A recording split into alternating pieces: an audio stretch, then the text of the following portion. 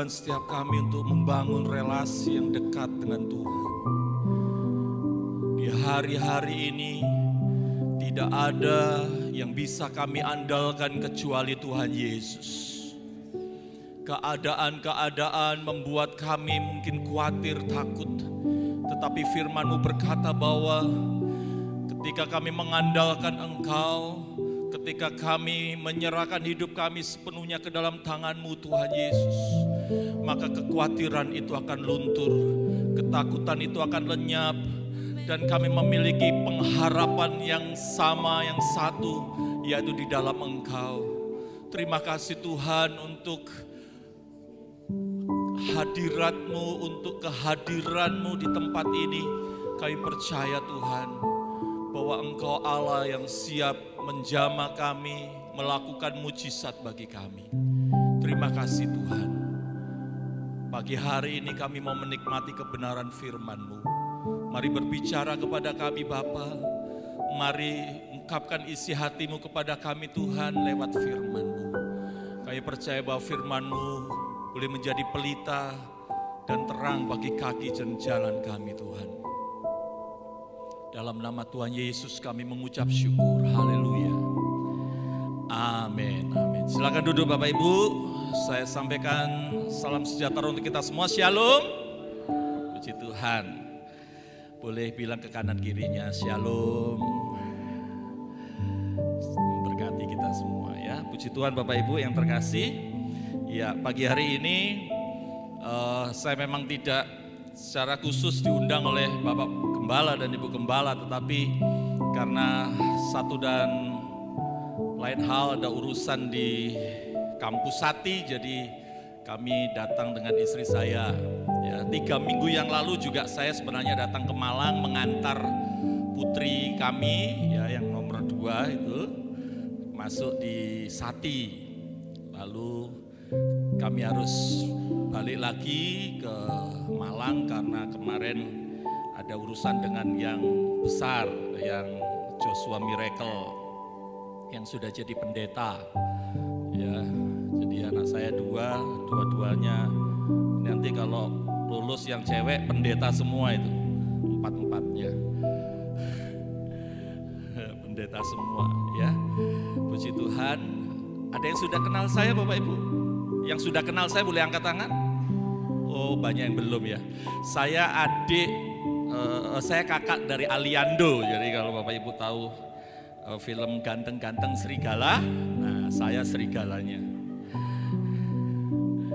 Baik. Saya melayani di Gereja Sidang Jemaat Allah Efata Lombok. Nah ini gedung gereja kami yang baru.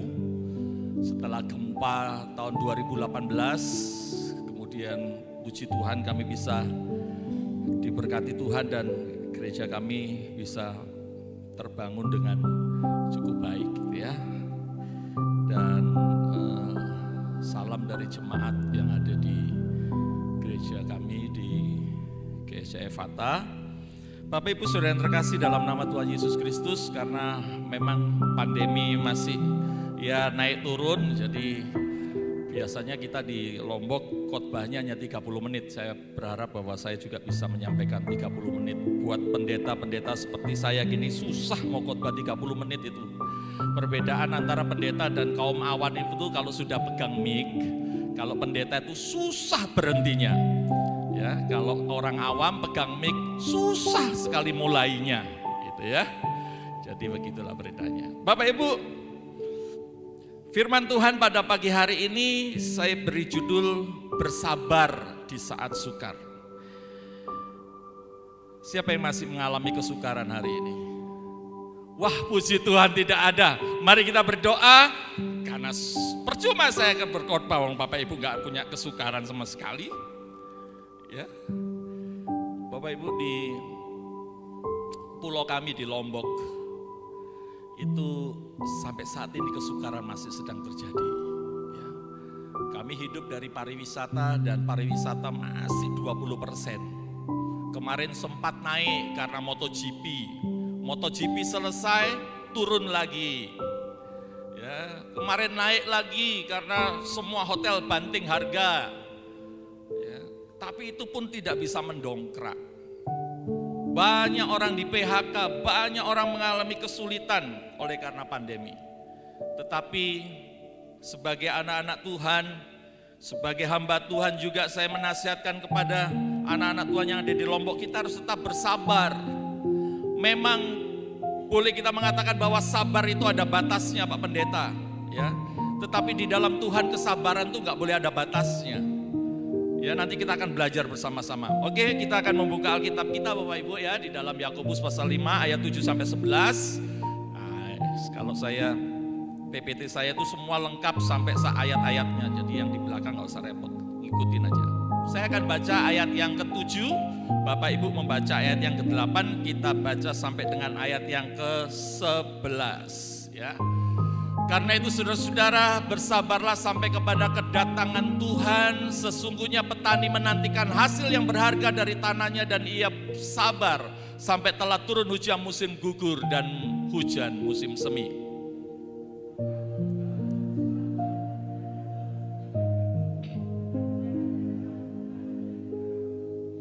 Saudara-saudara, janganlah kamu bersungut-sungut dan saling mempersalahkan supaya kamu jangan dihukum. Sesungguhnya hakim telah berdiri di ambang pintu.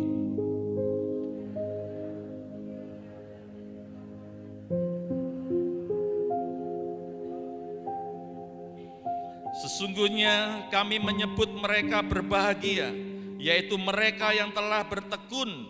Kamu telah mendengar tentang ketekunan Ayub dan kamu telah tahu apa yang pada akhirnya disediakan Tuhan baginya. Karena Tuhan Maha Penyayang dan penuh belas kasihan. Bapak Ibu Saudara yang terkasih, ancaman COVID-19 masih berlangsung sampai saat ini. Ya, saya melihat sebagian besar kita menggunakan masker. Kemarin waktu saya di Sati semua menggunakan masker, bahkan yang masuk harus swab dulu. Ya. Masalah kesehatan masih berlangsung sampai saat ini. Bahkan karena COVID, masalah ekonomi sedang berlangsung saat ini. Ya, beberapa menteri mengatakan bahwa kita akan mengalami inflasi yang sangat dalam. Waduh, semua harga-harga akan naik. Kemarin saya ditanya oleh ibu saya, "Le, kan kamu sudah kuliah?" "Ya Bu." "Opo iku ndok kok mundake akeh?" Nah ini wis susah jawabnya nih. Kenapa telur naik sekali? Ya, istri saya jawab, "Ya nggak tahu Bu, ya itu mungkin permainan orang-orang atas kali," dia bilang gitu. Karena setiap hari ayam itu bertelur Bapak Ibu. Betul ya? Setiap hari, tapi kenapa harus naik? Saya dengar sampai 30.000 lebih gitu, karena saya bukan ibu rumah tangga, saya nggak tahu. Katanya 31 sampai 35.000. Yang jualan-jualan pusing. Ya, nggak tahu apa hubungannya COVID-19 dengan telur ini. Nggak usah dipersoalkan. Yang pasti bahwa apapun yang terjadi kalau Tuhan ada di dalamnya, semua beres. Amin. Semua beres. Ya. Kemudian katanya COVID semuanya ada work from home, kemudian banyak orang di rumah saja, sekolah juga masih hybrid gitu ya, ada yang onsite, ada yang online. Tapi toh kenyataannya masalah perceraian terjadi begitu luar biasa. Anak-anak tidak lagi kekerasan terjadi di dalam kehidupan rumah tangga. Katanya lebih banyak di rumah, semakin sayang, tapi kenyataannya ini yang terjadi. Bahkan anak-anak sudah mulai tidak hormat kepada orang tua. Ya, siapa di sini yang masih belum menikah boleh angkat tangan? Oh, puji Tuhan, menikah semua ya. Puji Tuhan, enak ini Pak Ari ini sebagai gembala jemaatnya sudah menikah semua. Wis mentas kabeh. Ya. Banyak anak-anak gak hormat sama orang tua hari-hari ini. Anak-anak mulai tidak sabar. Saya mau sampaikan kepada anak-anak yang mungkin hadir ya. Bagaimana orang tua kita dulu mengajari kita begitu luar biasa. Sabar sama kita. Ya toh? Orang-orang tua ngajarin anak-anaknya menghitung 1, 2, 3 gitu ya. Kadang-kadang 5-nya hilang, nulis 5 terbalik. Orang tua dengan sabar mulai mengajari dengan baik. Ya, unu, kepiting gitu. Harusnya menu. Itu yang terjadi sama anak saya yang laki-laki ketika belajar membaca. Ini ada 2 suku kata yang mudah, saya bilang, Kel, apa bacanya itu? Unu, karena dia lihat di situ ada banyak gambar, yang paling atas gambar kepiting. Gitu. Kita dengan sabar, enggak kita, wah itu Arab begini, enggak sabar. Tapi perhatikan hari-hari ini, ketika orang-orang tua kita mulai bertanya tentang gadget ini, tentang handphone ini, ada aplikasi ini, aplikasi itu, ya namanya ibu-ibu kepingin dong TikTokan gitu. Ya kan? Nyari-nyari kok tetangga itu wah asik sekali sambil nyapu TikTokan. Nanya lah anaknya, "Duk, TikTok itu gimana sih?" gitu. "Wih, ibu ini wis tuwek TikTokan barang." Gitu. Kadang ibunya WA terus tidak ada yang hang, nanya ke anaknya, "Ibu ini papa ini sudah berkali-kali dikasih tahu ini lo caranya, ini dipencet, ini dipencet." Gitu. Anak-anak mulai tidak sabar. Betul atau betul Bapak Ibu? Iya. Kalau yang ibu-ibunya gaul sih gak apa-apa. Tapi ibu-ibunya yang gaptek, gagap teknologi, ya. Kayak ibu saya itu. Jadi ibu saya itu Bapak Ibu ya, mumpung gak ada orangnya tak rasani. Waktunya gibah. Ibu saya itu sering, saya tuh kangen, itu kan sekarang ada teknologi, ada video call. Jadi karena ibu saya itu, ini sebenarnya handphone saya bawa untuk ibu saya, gitu. Tapi nggak mau. Aku kok ora iso sing winning ini kayak gak iso gitu. Jadi pakainya yang ding ding ding ding ding yang gitu, ya, yang pokoknya iki yo, gitu. Sekali penjet halo gitu. Apa kemarin penjet halo saya halo nggak jawab. Aku penjetnya salah, sing abang tak penjet, dudu sing ijo. Ya taunya cuma abang hijau gitu ya. Tapi ya lumayan ibu saya ini ya bisa tahu nomor HP-nya anak-anaknya gitu ya. Kita ajarin pokoknya penjet nomor 4, nomor ini, nomor 1 itu kakak yang di Purwokerto, nomor 2 itu saya yang di Lombok, nomor 3 itu pedagang cabai, nomor 4 itu pedagang bumbu-bumbu yang lain gitu. Tahu. Jadi tinggal penjet oke, tinggal penjet oke gitu. Nah, saya sedang ajarin untuk pakai yang touchscreen gitu. Wis mulai drop. Kok ora iso sing ngene-ngene, wis ngene ae. Engko lek kamu video call ya lewat Mbak Wati katanya. Sudahlah. Sabar saja Bapak Ibu ya. Nah, Bapak Ibu Saudara yang terkasih, di dalam ayat-ayat yang kita baca di dalam Yakobus pasal 5 ayat 7 sampai 11, ada 4 kali kata sabar di situ, makrotumeo. Kemudian ada 2 kali kata bertekun, hupomoni. Itu kata dasarnya hampir sama sebenarnya, sabar dan tekun. Ya. Kalau di dalam firman Tuhan satu saja diperintahkan itu penting, apalagi ini 6 kali diulang Bapak Ibu. Berarti bersabar, bertekun adalah sesuatu yang penting buat Tuhan. Karakter yang Tuhan ingin tumbuh di dalam diri kita. Sabar dan tekun adalah sesuatu yang kita butuhkan di dalam kehidupan kita. Tidak hanya hari-hari ini yang sulit ini, tetapi di kemudian hari. Tuhan rindu Bapak Ibu bahwa kita memiliki kesabaran dan ketekunan ini. Di dalam Kamus Besar Bahasa Indonesia, sabar itu artinya tahan menghadapi cobaan. Tidak lekas marah, tidak putus asa, tidak mudah patah hati. Menjadi orang yang tabah. Bahkan arti yang lain itu sabar adalah tenang, tidak tergesa-gesa, tidak terburu nafsu. Bapak Ibu Saudara, kenapa sebagai anak Tuhan kita perlu kesabaran? Yang pertama, karena sifat Allah adalah panjang sabar. Di dalam Keluaran 34 ayat 6 dikatakan bahwa Tuhan Allah penyayang dan pengasih, panjang sabar, berlimpah kasih dan setianya.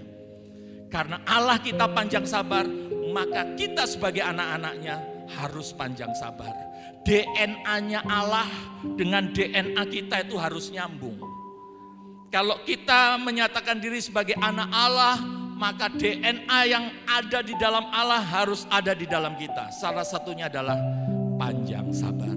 Boleh bilang ke kanan kiri, panjang sabar. Yang suami istri, Ma, sabar ya Maya. Ya, bilang, Pa, sabar ya Pak ya. Yang enggak ada sebelahnya jangan bilang ke kanan kiri, nanti dianggap yang lain-lain ya. Diam saja dalam hati, sabar. Yang kedua Bapak Ibu, kenapa kita memiliki kesabaran? Karena sabar itu adalah sifat yang terpuji. Sebagai seorang guru, mantan guru, ya, salah satu ketuntasan di dalam pendidikan itu ada KI 1, KI 2. Di KI 2 itu adalah salah satunya adalah sabar.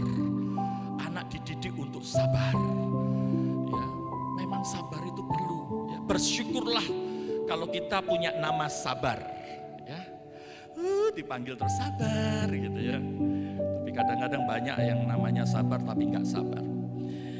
Perhatikan di dalam Amsal pasal yang ke-16 ayat 32 bahwa orang yang sabar itu melebihi seorang pahlawan. Orang yang menguasai dirinya itu melebihi orang yang merebut kota. Pahlawan adalah orang yang sudah berperang, sudah bekerja begitu luar biasa untuk bangsanya. Itu aja kalah dengan orang yang sabar. Ya, Bapak Ibu, saya setelah pembangunan gereja di Lombok, itu kan dibantunya hanya bangunan aja. Nah, pagernya enggak. Nah, saya berpikir ini ya apa sih? Dananya semuanya diuntukkan bangunan, sedangkan pagernya itu juga masih miring-miring gitu ya. Akhirnya saya dengan istri saya, ya udah kita harus mengadakan sendiri. Akhirnya kami menjual mobil kami. Kita jual mobil, kita bangun pagar, akhirnya sudah jadi semuanya baik. Kami kemana-mana naik motor berdua, ya nggak apa-apa lah. Anak juga sudah nggak di Lombok juga gitu ya, maksudnya nggak sama kita berdua saja, sama-sama dengan Bapak dan Ibu Gembala berdua saja, udahlah naik motor karena ini istilahnya. Ngeri-ngeri hatinya gitu loh. Ya udahlah naik motor, tidak ada persenelang di antara kita. Saya nggak tahu kapan kita bisa dapat mobil lagi. Kami sabar. Tapi Bapak Ibu perhatikan bahwa selama kami nggak punya mobil, punya motor, kami nggak pernah berdoa.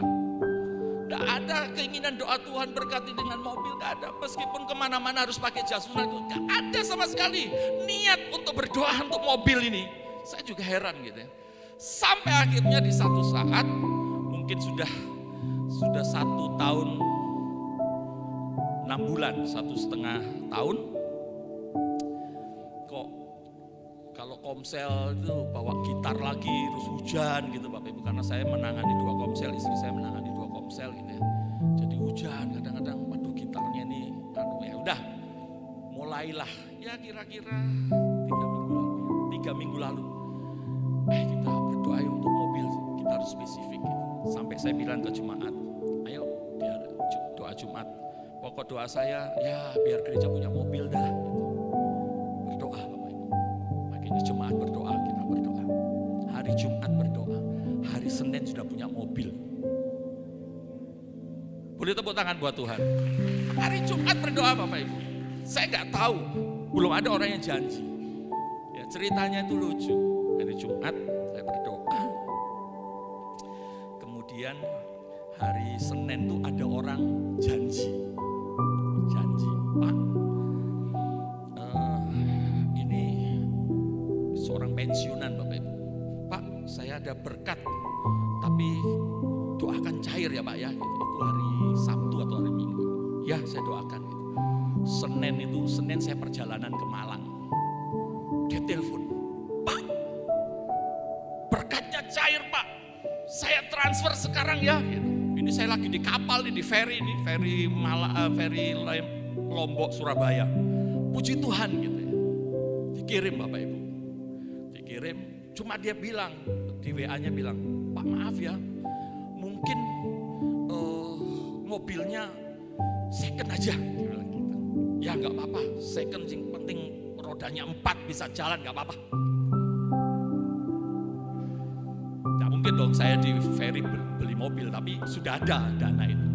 Nah, ketika sampai kita mulai tanya-tanya, ya nggak cukup Bapak Ibu, biar second nggak cukup rupanya dananya itu gitu ya. Ya udah, nanti dah kita di Lombok kita cari yang apa? Yang seharga ini. Nah, itulah Bapak Ibu, doa itu harus spesifik. Saya minta mobil waktu itu nggak minta Tuhan yang baru nggak. Saya cuma minta mobil aja, Tuhan kasih yang second. Kamu sih nggak ngomong gitu. Hati-hati Bapak Ibu ya, belajar dari pengalaman saya. Kalau minta sesuatu yang baru gitu ya. Minta rumah yang baru, jangan yang lama. Minta istri yang baru gitu, jangan yang lama. Minta, maksudnya anak-anak muda minta istri yang baru. Terus akhirnya sampai saya di Malang hari Selasa. Kemudian hari Rebu itu tiba-tiba saya kepingin sekali mengunjungi kakak rohani saya. Siapa yang masih ingat panggilannya Brul? Brur harusnya, tapi kalau di sini dia dipanggil Brul. Ya. Beliau ini sekarang pelayanan sangat jauh di Ampel Gading. Tiba-tiba saya kepingin ke sana. Kepingin saya ke desa itu. Ibu bilang, gak usah Rono. Entek-entek duit aja. Ya wis, lek Kak Rono mungkin Sabtu aku nang Tulungagung. Nah, lek nang Tulungagung aku melok gitu. Nang Tulungagung luwih adoh malah ngetek-ngetek duit aku ngomong gitu. Saya ngomong gitu. Ya udah, akhirnya Rebo itu kami berangkat ke Ampel Gading. Kami sewa mobil, berangkat sana. Ibu saya ikut. Iki sulis ki melayani kok koyo dibuang wong ae wadohe ora lumrah. Ngomel sepanjang jalan masih dituren itu Bapak Ibu. Ngomel gitu ya. Masuk dampet sik waduh ta iki. Masih Bu gitu ya. Gitu akhirnya masuk naik di lereng Gunung Semeru gitu. Sampai di sana. Enggak tiba-tiba terus Mas Sulis, saya berkati kamu punya uang untuk beli mobil kurang kan ini? Enggak ada apa-apa. Kami datang sana makan lodeh, ngobrol-ngobrol. Tiba-tiba istrinya Bapak Pendeta Sulis ini nelpon seseorang. Saya juga nggak tahu. Ya ngomong-ngomong. Singkat cerita, dikasihlah HP itu ke saya. Blok, saya lihat kan video call. Loh, ibu ini ditelepon. Ibu ini adalah yang ditelepon oleh Ibu Pendeta Sulis ini adalah ibu yang menikahkan saya dengan istri saya waktu di Denpasar. Yang tidak ketemu belasan tahun. Orang yang pertama yang memberikan mobil kepada kami tahun 2000, 22 tahun yang lalu. Kasih mobil carry waktu itu. Ngomong, nah dia itu kalau ngomong sama saya, dia anggap saya ini anaknya kan, karena dia sudah lebih tua, kita hampir 60 tahun. Gus, kamu itu ke Malang bukan ngomong-ngomong, mampir nang omahku gitu ya. Akhirnya, ya aku duwe omah anyar gitu. Aku punya rumah baru, kamu tinggal ya di rumahku. Ya udah, akhirnya kami tinggal di rumahnya. Singkat cerita, kami ngomong-ngomong biasa. Terus dia tergerak. Mobilmu sih ono? Oh, sudah lama, sudah ada, sudah ganti. Oh gitu ya. Terus saya ki mobilmu apa? Gak duwe. Ada orang berkati tapi kurang gitu. Kurangnya piro? Ya nggak tahu saya, kan saya nggak tahu. Wes, engkau kalau awamu teko Lombok golek sing kon pingini tak tambahi piro ae. Oh, no Bapak Ibu. Udah sampai di Lombok, saya lihat di showroom, wih ada mobil bagus sekali Bapak Ibu. Bagus ini kalau untuk pendeta pas ini karena di belakang itu banyak tempat duduknya gitu ya. Kalau untuk angkat-angkat sound system ini wah pas gitu ya. Udah, akhirnya, maaf gimana, istri saya juga seret, ya ini aja dah, gitu. Warnanya pas, semuanya bagus. Oke, telepon saya. Bu, ini wesen mobil gitu. Lot, kote. Oh, api itu.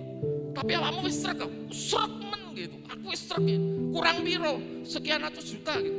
Ya wes, nomor rek gitu. Nomor rekening. Tak kirim, gak sampai 10 menit dia transfer Bapak Ibu, kami langsung transaksi di situ dan pulang bawa mobil. Kalau kita mau sabar sama Tuhan, Tuhan itu kasih yang terbaik. Amin Bapak Ibu. Iya. Yang masih muda-muda sabar. Kalau punya pacar, wih cerewet, sabar. Kalau itu memang dari Tuhan, sabar. Sambil nyanyi, sabar dalam suka dukaku, sabar. Ibu-ibu kalau suaminya banyak marah, sabar. Meskipun sabar, gigi rapet, sabar. Bapak-bapak pulang, ibu-ibu pakai daster mulai ngomel, amplopnya tipis, gak sabar. Siapa yang sudah mulai kehilangan kesabaran? Puji Tuhan, memang jemaat di tempat ini luar biasa. Saya khotbah ini di Lombok, siapa yang mulai kehilangan sabaran 100% angkat tangan. Saya tanya, kamu mulai gak sabar sama suami saya? Kamu mulai gak sabar sama siapa? Sama istri saya, sama anak-anak. Wah, mulai gak sabar. Jemaat Lombok harus belajar dengan jemaat Talitakum. Karena kesabarannya begitu luar biasa. Ya. Orang yang sabar itu Bapak Ibu melebihi seorang pahlawan. Masalah apapun, sabar.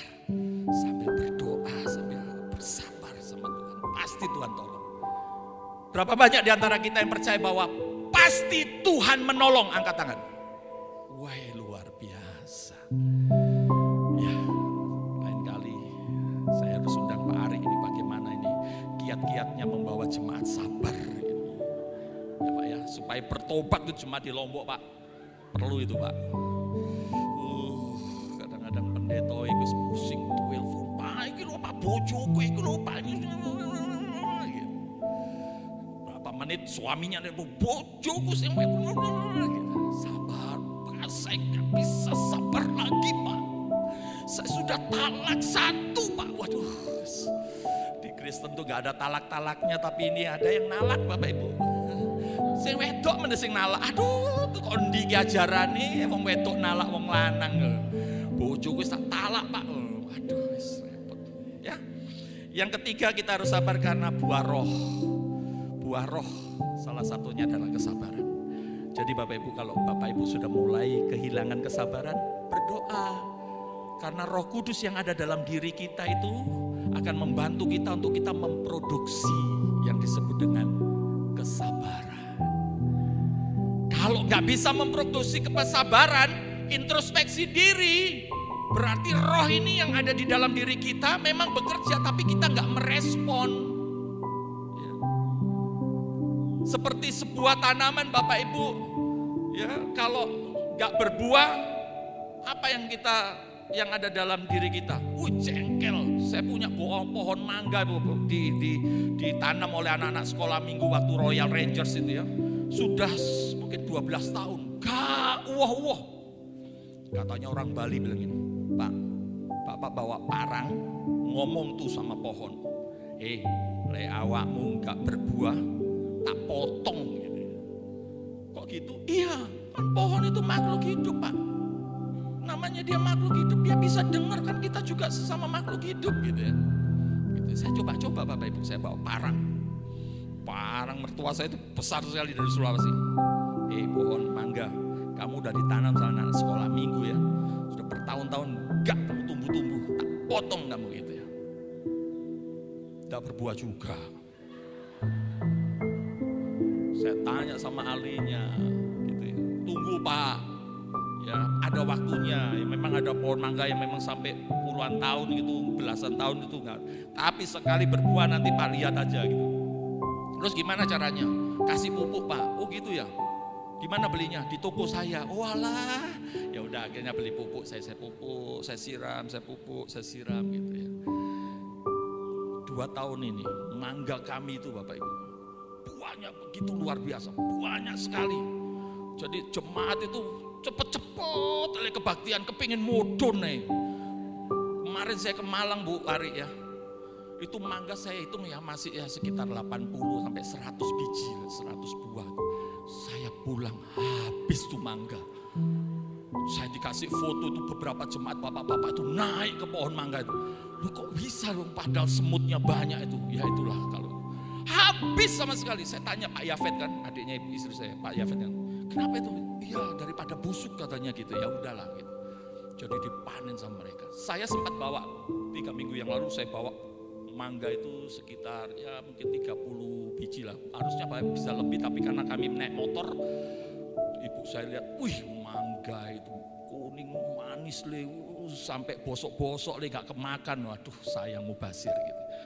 Bukan karena saya bawa parang langsung saya ngomong, bukan, karena memang waktunya. Jadi pohon ini berproduksi. Ini sudah habis Bapak Ibu ya. Ini berbunga lagi sekarang, banyak lagi bunganya. Memang ini pohon mangga ini ya. Ya. Sekali lagi bukan karena saya bawa parang dan saya ngomong, bukan. Karena memang waktunya dia menghasilkan buah. Seperti itulah kita, harus terus setiap musim kita menghasilkan 9 buah roh, kasih, sukacita, damai sejahtera, kesabaran, kemurahan, kebaikan, kesetiaan, kelemah lembutan, penguasaan diri. Harus kita produksi setiap musim hidup kita. Amin Bapak Ibu. Yes. Oke, cepat saja. Nah Bapak Ibu, bagaimana kita bisa memperoleh kesabaran yang sejati? Atau apa itu kesabaran yang sejati? Kita harus sabar terhadap sesama. Ya, di dalam Kolose dikatakan bahwa mari kita akan seorang yang lain saling mengasihi, mengampuni, jangan menaruh dendam satu dengan yang lain. Suami istri jangan singkur-singkuran. Ya? Mulai ada yang suami, awakmu iku sampean juga gitu ya. Gak usah, dalam hati aja. Iya itu saya. Ya, ada gambarnya tuh. Mulai singkur-singkuran. Ya, bojone nggawa duit titik. Sing wedok yang perempuan marah. Gaji 2,5 juta, bayar kontrakan 1 juta, 1,5 juta, mangan jaluk wak PT, jaluk rendang, urung-urusi sekolah anak. Bojo dikongkon dandan lek mulai supaya ayu, iku sampai lipstik tak kerik-kerik ambek beting, tak ngene-ngene no, mulai ngomel istri. Oh gaji 2,5 juta, jaluk ayu, kan gitu kan? Ya bapak-bapak ya. Lo kalau di tali takum nggak ada, tali takum ini sabar semua. Di Lombok itu banyak. Lipstik itu sampai gawe beting loh bapak ibu. Katembat itu entek, dikai ngorei lipstik. Ini no. Ku kadang-kadang saking cepet-cepet mek ketok separuh gini abang, gini enggak. Kayak badut ya. Di dalam rumah kadang-kadang menantu dengan mertua mulai enggak sabar. Dulu mertua yang ditakuti menantu. Sekarang menantu yang ditakuti mertua. Itu sekali lagi di Lombok. Di sini nggak ada menantu perempuan dengan mertua perempuan tuh akur, gandengan di mall belanja bareng-bareng. Kalau di Lombok mana menantu bawa kresek banyak dikit. Gajine anakku digawe mlodoe ngono. Sekali lagi itu di Lombok, di sini tidak ada. Ya kan? Banyak orang mengalami ketidaksabaran. Bapak Ibu menghadapi kesalahan atau kekurangan orang lain, mari kita tidak cepat marah, ya. Karena si pemarah itu membangkitkan pertengkaran, tetapi orang yang sabar memadamkan perbantahan, kata Amsal. Tidak membalas dendam, tapi mengampuni. Bapak Ibu Saudara yang terkasih, saya dengan istri saya saat ini sedang berada di posisi yang sulit. Kami berdekatan dengan beberapa jemaat yang berusaha untuk menghancurkan kami. Sekali lagi ini di Lombok. Ini hanya terjadi di Lombok. Jadi dulu mereka adalah jemaat kami. Tapi karena ada pembangunan dengan biaya yang sampai em-eman itu, mereka mulai motone ijo. Tiba-tiba saya dipanggil sama mereka. Saya dipanggil, diundang oleh 4 orang. 4 bapak-bapak. Saya datang, saya pikir apa gitu ya. Terus ya, saya bawa sekretaris gereja kami, Pak Yafet. Pak Yafet diusir. Gak boleh, Pak Yafet pulang. Saya hanya mengundang Pak Markus. Gak bisa. Dia sekretaris gereja, dia harus ikut, dia harus mencatat semua apa yang kita bicarakan. Gak boleh, gitu ya. Tapi akhirnya Pak Yafet bisa ikut bersama dengan saya. Jadi pembicaranya begini. Jadi ada satu jemaat gitu ya, berkeluarga negaraan asing. Dia bilang gini, Pak Markus, tolong tanda tangani SK ini. SK apa?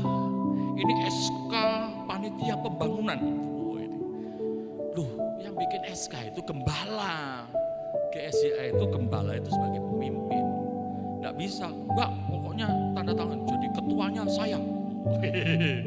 Bendaharanya dipilih orang lain, teman dekatnya dia. Tetangga juga dengan kami yang dekat-dekat. Ini bagian pelaksana pembangunan, ini bagian ini. Gitu. 4 orang. Nggak bisa. Gitu. Terus dia bilang, kami sudah mendapatkan legalitas. Dulu dari mana? Dari orang yang lebih tinggi dari Pak Markus di GSJA. Kaget saya Bapak Ibu. Dia sebut nama lagi. Memang ini orang tinggi. Loh kok bisa Bapak ketemu sama dia? Saya email-emailan sama dia dan dia sempat ke sini. Saya nggak tahu. Seorang hamba Tuhan GSJA kedudukannya itu lebih tinggi dari saya gitu ya. Masih lebih tinggi dari BPD. Datang tanpa sepengetahuan saya Bapak Ibu. Dia yang bilang, iya Pak, bikin aja panitia pembangunan. Gak apa-apa, gitu.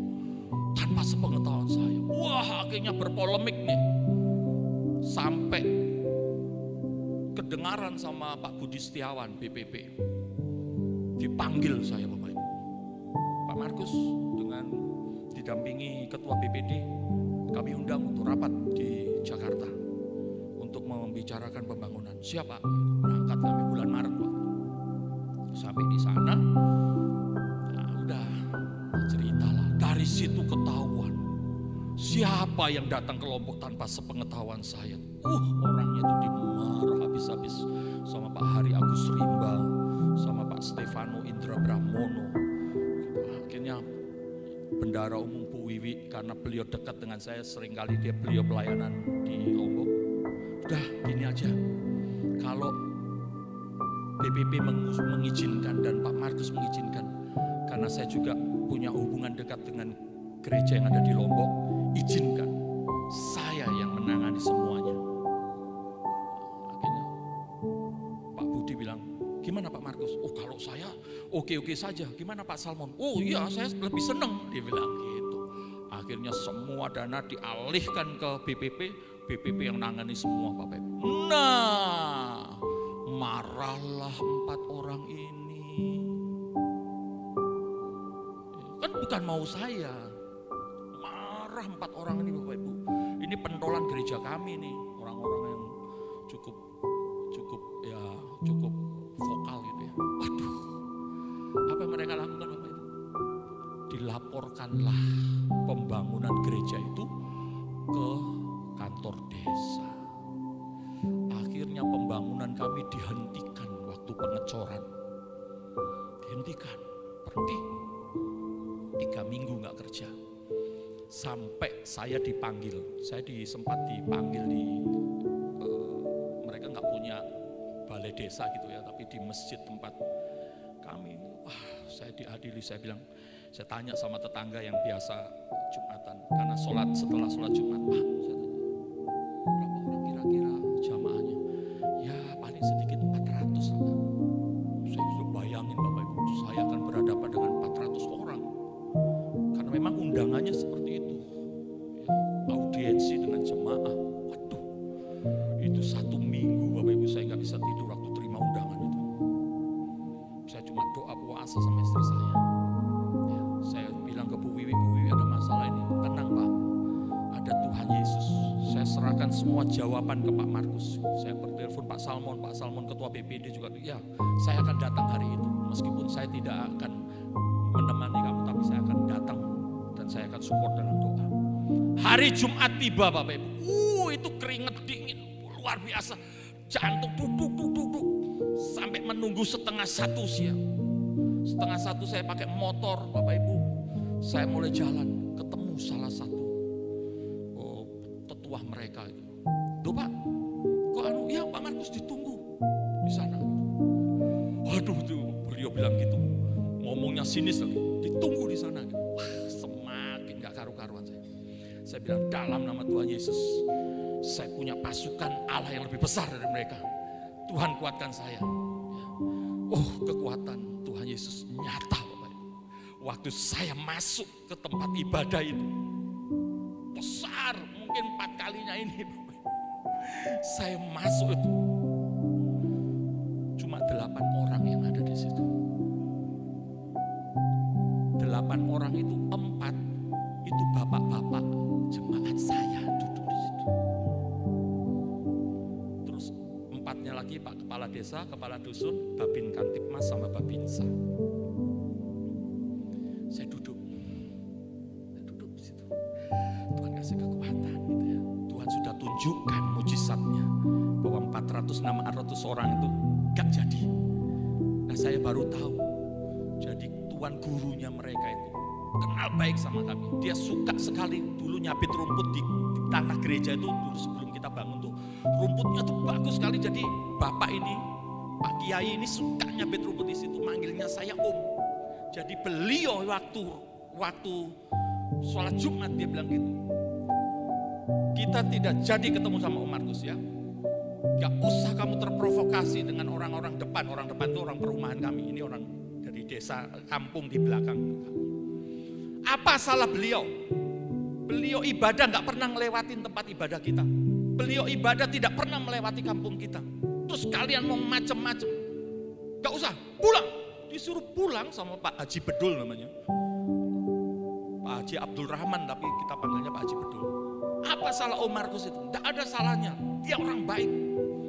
Udah pulang semua. Jadi tinggal itu aja. Biar serahin aja sama anak saya. Kadusnya itu anaknya dia. Udah.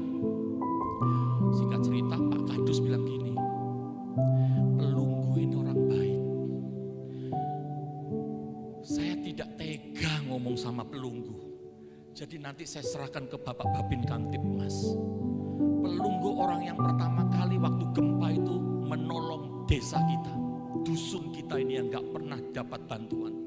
Pelunggu bawa sekian ton beras, gula, kami bisa hidup. Pelunggu orang baik. Kalau sudah pelunggu itu sudah, kalau di Jogja itu panjenenganipun gitu. Terus akhirnya sudah Pak Babin Kamtipnas. Dia cuma ngomong 1-2 menit. Pak Babin Kamtipnas, gini Pak Markus. Pak Markus ini kan bangun gereja. Kenapa enggak ada izin? Loh Pak, saya itu tahu hukum Pak. Gitu ya. Saya dulu pernah minta tanda tangan tapi ditolak. Gak boleh. Menurut SKB juga gak bisa saya pikir. Terus Pak Kadus bilang, Pak Babin Kamtipmas salah pertanyaannya. Bukan itu. Dia bilang gitu.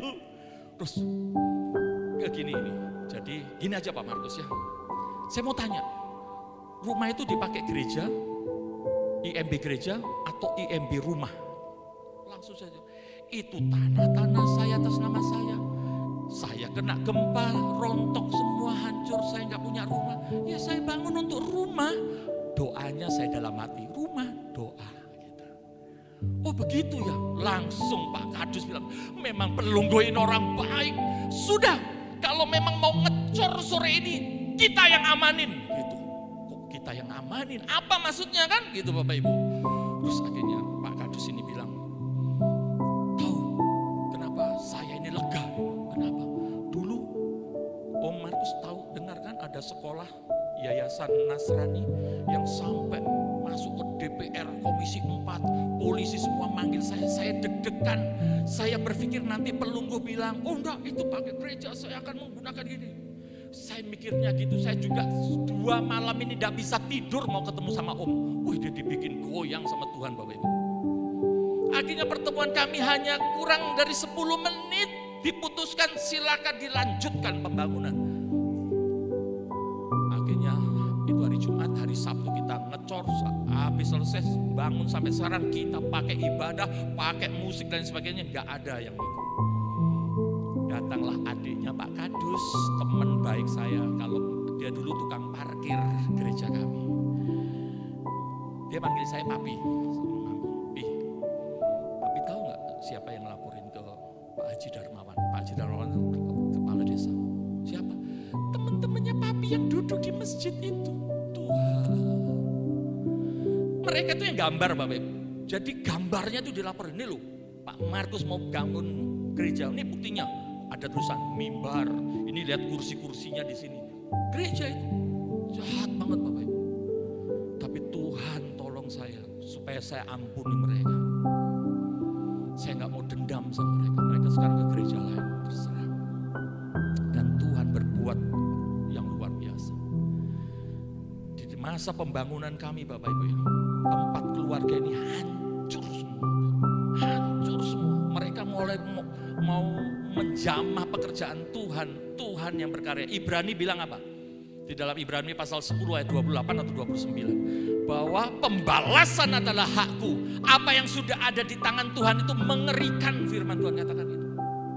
Satu cerai, tiba-tiba cerai. Cerainya tuh aneh Bapak Ibu.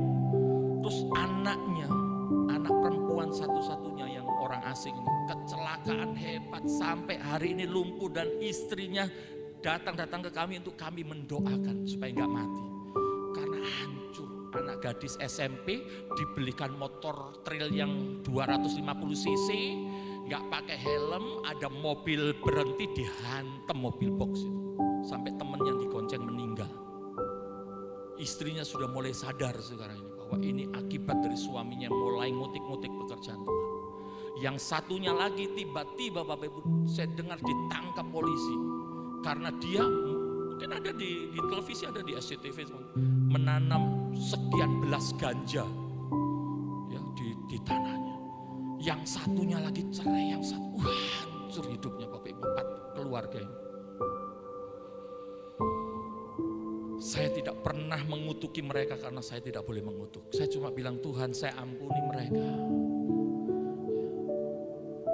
Ini ada satu keluarga ini Bapak Ibu. Ya. Kan kita halaman kita hanya cukup untuk 10 mobil aja. Terus ada 2 mobil jemaat kami atau 3 gitu parkir di pinggir jalan.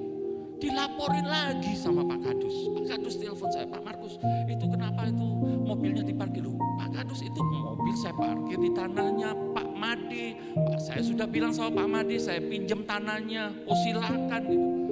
Siapa lagi sih Pak Kadus? Iya teman-temannya Pelunggu itu, dia bilang gitu. Sudahlah diatur aja, dimasukkan semua ke dalam halaman gereja. Saya bilang gak cukup ya, akhirnya sudah saya bilang yang bisa naik motor deh, mobilnya ditinggal di rumah. Bapak Ibu seperti itu ya. Tetapi saya bilang udahlah, saya harus menghadapi orang-orang dengan ini, gak usah emosi, menahan diri, gak mau balas dendam, dan yang terakhir saya ampuni mereka ya. Bapak Ibu Saudara yang terkasih, Tuhan mau supaya kesabaran kita kepada sesama terjadi dengan luar biasa. Yang kedua, sabar menantikan waktu Tuhan. Waktu Tuhan itu yang terbaik. Ya, Tuhan itu adalah Allah yang gak terburu-buru. Tuhan itu pas menolong kita. Bilang ke kanan kiri, Tuhan pas menolong kita. Artinya apa? Tuhan memang tidak pernah terlambat menolong kita. Tetapi Tuhan juga tidak pernah terlalu pagi menolong kita. Pas, tepat pada waktunya. Ketika hambaku membutuhkan kendaraan, pas Tuhan berkati.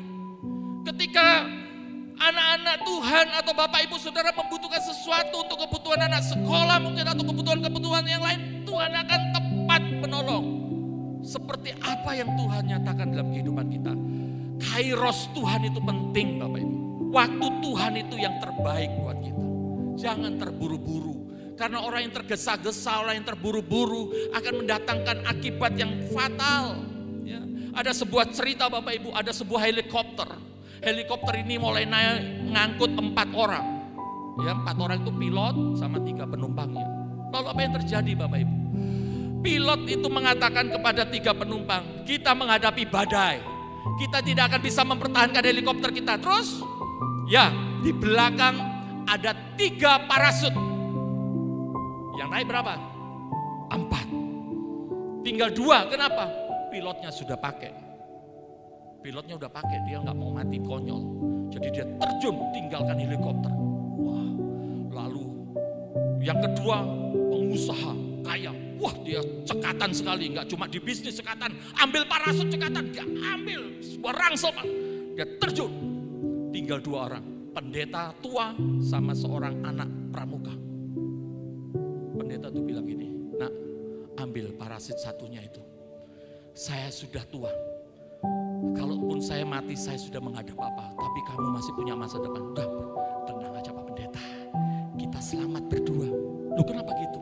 Pengusaha tadi ngambil rangsel saya, jadi yang 2 itu rangsel parasut, jadi pengusaha itu mati gitu. Kalau terburu-buru begitu Bapak Ibu, ya. Anak-anak muda jangan terburu-buru memutuskan. Aduh, aku sudah 24 tahun, 6 tahun lagi kepala 3, aku gak mau dibilang perawan tua dan sebagainya. Mumpung ada yang berserung, ganteng, dan mulai lirik-lirik aku, ikut aja dah saya gitu. Aduh jangan, ingat bahwa Tuhan itu pasti memberikan yang terbaik buat kita. Iya, seperti Pak Ari memberikan yang terbaik Bu Ari, saya, istri saya, anak-anak muda juga melihat yang terbaik pasti. Kalau saya yang pakai-pakai itu skapopo, yang penting seneng, yang penting gitu ya. Saya mau kasih tahu ke anak-anak muda, lulusan sekolah Alkitab saja. Ya kemarin kaget anak saya, temennya anak saya kemarin rekel. Dia kaget lihat di Facebooknya.